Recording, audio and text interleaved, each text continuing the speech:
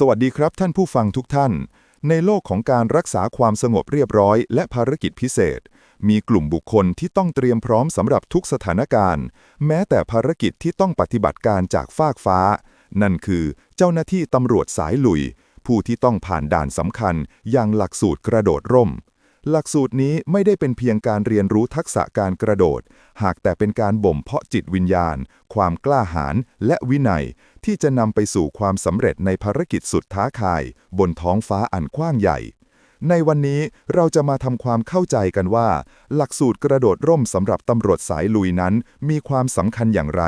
และเหตุใดจึงถือเป็นหนึ่งในบททดสอบที่เข้มข้นที่สุดผมขอเรียนว่า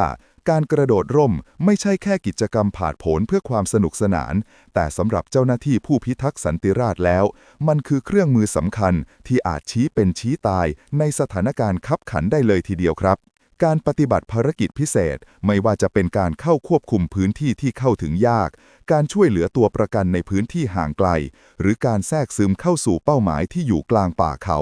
ล้วนต้องการความสามารถในการเข้าถึงอย่างรวดเร็วและแม่นยำซึ่งการกระโดดร่มตอบโจทย์ข้อนี้ได้อย่างสมบูรณ์แบบครับจินตนาการถึงสถานการณ์ที่ถนนถูกตัดขาดสะพานถูกทำลายหรือเฮลิคอปเตอร์ไม่สามารถลงจอดได้การส่งกำลังพลที่ผ่านการฝึกกระโดดร่มภาคอากาศเข้ามายังพื้นที่คือทางเลือกเดียวที่มีประสิทธิภาพสูงสุดด้วยเหตุนี้หลักสูตรกระโดดร่มจึงไม่ได้เป็นเพียงทางเลือกแต่เป็นส่วนหนึ่งของขีดความสามารถที่จำเป็นต้องมีสำหรับหน่วยปฏิบัติการพิเศษของตำรวจครับในหลักสูตรนี้ผู้เข้ารับการฝึกจะไม่ได้เรียนรู้เพียงแค่เทคนิคการโดดร่มการกลางร่มหรือการลงสู่พื้นดินอย่างปลอดภัยเท่านั้นแต่ยังรวมถึงการจัดการกับความกลัวการตัดสินใจภายใต้แรงกดดันมหาศาลและการทำงานร่วมกับทีมในสภาวะที่ไม่คุ้นเคยครับนับตั้งแต่การฝึกขั้นพื้นฐานบนภาคพื้นดินไปจนถึงการกระโดดร่มจริงจากอากาศยานในระดับความสูงที่ต่างกันทุกย่างก้าวของการฝึกถูกออกแบบมาอย่างพิถีพิถันเพื่อสร้างนักโดดร่มที่มีความเชี่ยวชาญและพร้อมเผชิญหน้ากับสถานการณ์ที่ไม่คาดฝันทุกรูปแบบครับหลักสูตรนี้เริ่มต้นจากการปูพื้นฐานทางทฤษฎีอย่างละเอียดผู้เขารับการฝึกจะได้รับการบรรยายเกี่ยวกับหลักการทางฟิสิกส์ของการร่วงหล่นอากาศพลศาสตร์ชนิดของร่มชูชีพ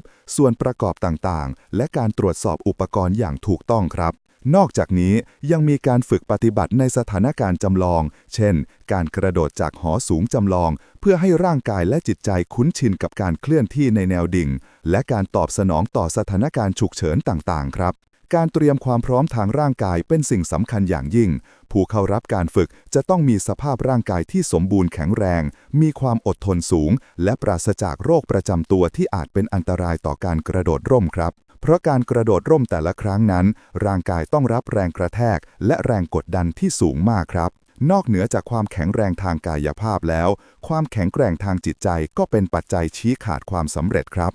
การเอาชนะความกลัวที่ไม่รู้แจ้งและความกังวลในเรื่องที่ไม่สามารถควบคุมได้ล้วนเป็นสิ่งที่ผู้เข้ารับการฝึกจะต้องเผชิญหน้าและก้าวข้ามไปให้ได้ครับในตอนต่อไปเราจะมาเจาะลึกถึงขั้นตอนและเทคนิคเฉพาะที่ใช้ในการฝึกหลักสูตรกระโดดร่มอันเข้มข้นนี้ครับโปรดติดตามครับผม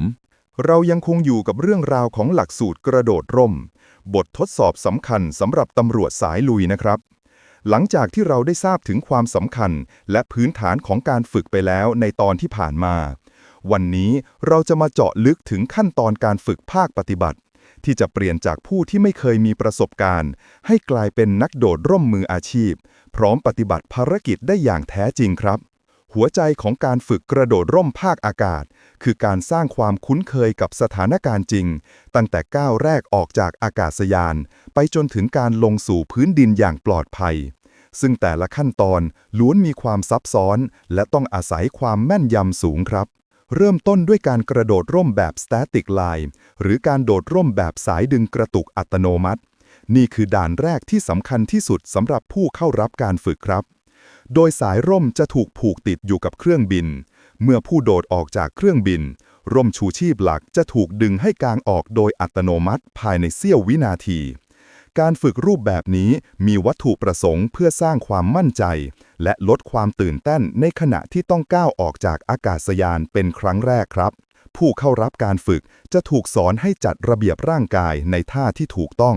ควบคุมการทรงตัวกลางอากาศและเตรียมพร้อมสำหรับการลงสู่พื้นดินครับแม้ร่มจะกางออกเองแต่การควบคุมทิศทางระหว่างร่มลงและการประเมินจุดลงจอดก็ยังคงเป็นทักษะที่ต้องฝึกฝนอย่างหนักครับหลังจากผ่านการกระโดดร่มแบบ Static Line ได้อย่างชำนาญแล้ว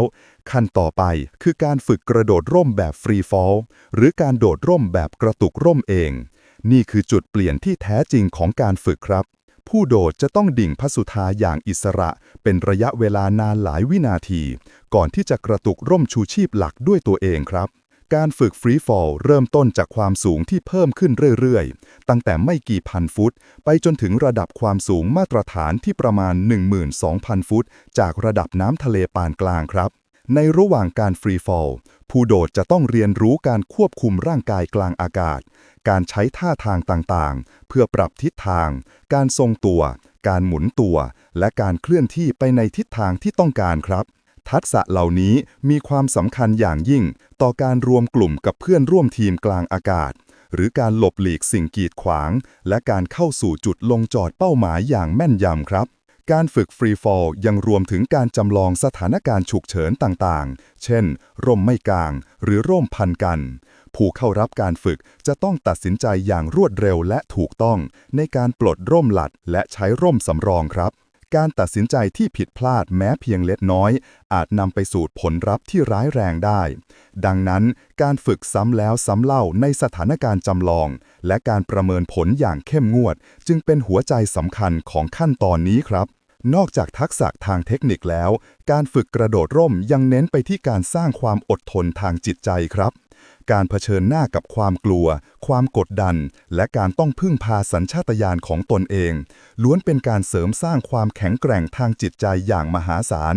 ซึ่งจะส่งผลดีต่อการปฏิบัติหน้าที่ในสถานการณ์อื่นๆด้วยครับหลักสูตรนี้ไม่ได้เป็นเพียงการสอนให้โดดร่มเป็นแต่การหล่อหลอมบุคคลให้เป็นนักปฏิบัติการที่มีความพร้อมทั้งร่างกายและจิตใจอย่างสมบูรณ์แบบครับในตอนสุดท้ายของเราจะมาสรุปถึงผลลัพธ์และคุณค่าที่แท้จริงของหลักสูตรกระโดดร่มนี้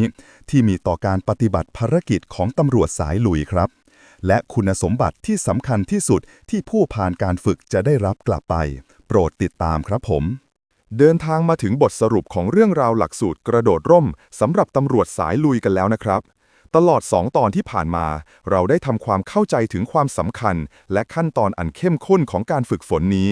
ในวันนี้เราจะมาพิจารณาถึงผลลัพธ์และคุณค่าที่แท้จริงที่ผู้ผ่านการฝึกจะได้รับและส่งผลต่อการปฏิบัติหน้าที่ของพวกเขาครับ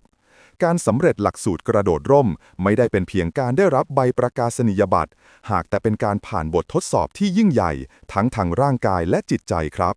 ผู้ที่ผ่านหลักสูตรนี้ไปได้จะเป็นผู้ที่มีความมั่นใจในตนเองสูงมีความสามารถในการตัดสินใจที่เฉียบคมภายใต้สถานการณ์กดดันและมีวินัยที่เหนือกว่าคนทั่วไปครับคุณสมบัติเหล่านี้ไม่ได้จำกัดอยู่เพียงแค่การโดดร่มเท่านั้นแต่จะส่งผลกระทบในเชิงบวกต่อทุกแง่มุมของการปฏิบัติหน้าที่และแม้กระทั่งชีวิตส่วนตัวของพวกเขาด้วยครับความกล้าหาญที่ได้จากการก้าวข้ามความกลัวความสูงและความไม่แน่นอนกลางเวหาจะหล่อหลอมให้พวกเขากลายเป็นผู้ที่พร้อมเผชิญหน้ากับอันตรายทุกรูปแบบบนภาคพื้นดินได้อย่างไม่เกรงกลัวพวกเขาจะมีความเป็นผู้นำสูงสามารถทำงานเป็นทีมได้อย่างมีประสิทธิภาพและมีความรับผิดชอบต่อชีวิตของตนเองและเพื่อนร่วมทีมครับในทางปฏิบัตินักโดดร่มตำรวจเหล่านี้คือกำลังสำคัญในการเข้าถึงพื้นที่ที่ยากลำบากไม่ว่าจะเป็นพื้นที่ป่าทึบภูเขาสูงชันหรือพื้นที่ที่ถูกน้ำท่วมตัดขาดพวกเขาสามารถแทรกซึมเข้าไปปฏิบัติภารกิจได้อย่างรวดเร็วซึ่งช่วยลดเวลาการตอบสนองและเพิ่มโอกาสในการช่วยเหลือชีวิตผู้คนหรือจับกุมผู้กระทำผิดได้ทันท่วงทีครับ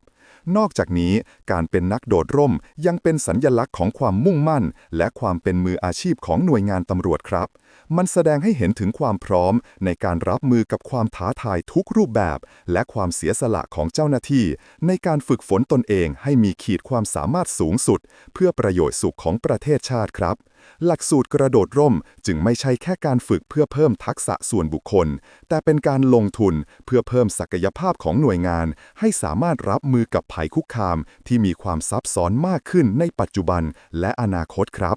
มันคือการเตรียมพร้อมสำหรับสิ่งที่ไม่คาดฝันและการสร้างความมั่นคงที่ยั่งยืนคุณค่าของนักโดดร่มตำรวจไม่ได้อยู่ที่จำนวนครั้งที่พวกเขากระโดดลงมาจากเครื่องบินแต่อยู่ที่จิตวิญญาณของผู้พิทักษ์สันติราษฎร์ที่พร้อมเสียสละและทุ่มเทเพื่อปกป้องสังคมด้วยขีดความสามารถที่ได้รับการฝึกฝนมาอย่างดีที่สุดครับนี่คือบทสรุปที่ผมภูมิใจนำเสนอครับขอขอบคุณทุกท่านที่ติดตามครับผม